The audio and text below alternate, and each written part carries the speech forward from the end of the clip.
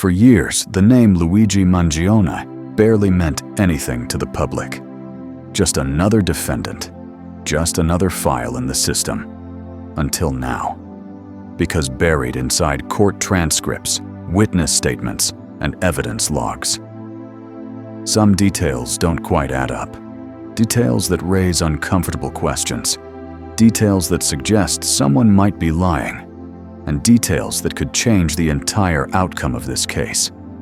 What if the story we were told isn't the real story? What if the man everyone thinks they understand isn't who he appears to be at all?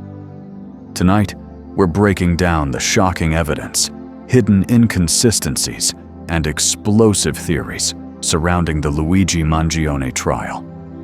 And by the end of this video, you may not see this case the same way again. Luigi Mangione was never supposed to be infamous. He grew up in a quiet working-class neighborhood, known as reserved, private, a man who mostly kept to himself. Friends described him as calm, even gentle, a creature of routine, work, home, sleep, repeat. No history of violence, no major criminal record, no known enemies. So when his name suddenly appeared in headlines connected to a brutal crime, everyone who knew him said the same thing. This doesn't make sense.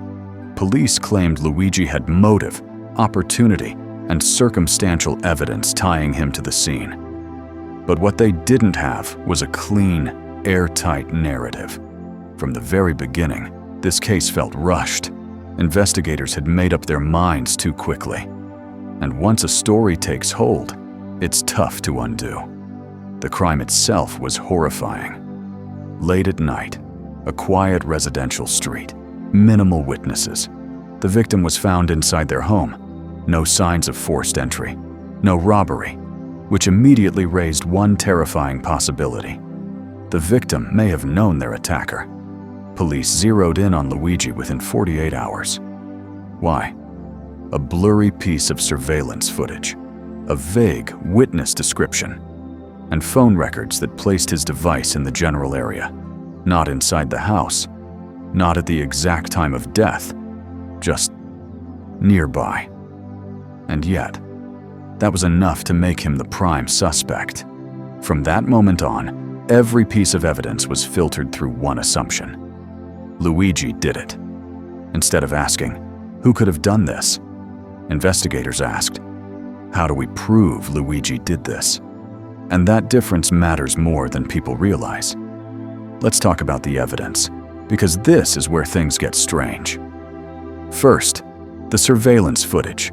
The prosecution claims it shows Luigi near the scene, but the footage is grainy, dark, and the figure's face is never visible. Height? Approximate. Build? Vague. Clothing? Common. Defense experts argue that at least 3 other men in the neighborhood match the same silhouette. Second, then as testimony. One key witness claimed they saw a man resembling Luigi walking away from the house. But here's the problem. They initially told police the man was taller than Luigi, then later revised their statement. They first said the man had a beard. Luigi doesn't. And they didn't identify Luigi in the first lineup, only the second. Third, the records. Yes, Luigi's phone pinged a tower near the crime scene, but that same tower covers nearly a 2-mile radius. Hundreds of phones connected to it that night. And Luigi's exact location? Unknown. Fourth, the forensic proof. No fingerprints, no DNA, no fibers. Nothing physically links Luigi to the victim's home. In a case this serious, that debate is loud. Now let's talk about the timeline. According to prosecutors, Luigi left his apartment for the victim's house, committed the crime, and returned home, all within a very narrow window. But phone data shows he was active on a messaging app, Durap. The exact time prosecutors say he was committing the crime. He sent a message, received a reply, and opened it. Defense attorneys argue that this creates a serious conflict, unless Luigi somehow committed a violent crime while texting calmly. And then, There's his alibi. Luigi claimed he was at home watching television. Neighbors reported hearing his TV through the wall. At the wall. At times, prosecutors say he was at the victim's house. The prosecution dismissed this as a coincidence. But coincidence stacked on coincidence starts to feel like something else. So, what is the prosecution's actual story? They claim Luigi knew the victim, who had a personal grievance, and snapped. They say he acted alone, left minimal evidence, and got lucky. But there's one massive hole in that theory. No one can clearly explain the motive. No threats, no recent conflict, no financial gain, no documented feud. The prosecution is asking the jury to believe Luigi woke up one day, decided to commit a murder, left almost no evidence, and then calmly went back to his life. That's not impossible, but it's not convincing either. This is where things get unsettling, because there are other possibilities. Theory 1. Wrong man, right neighborhood.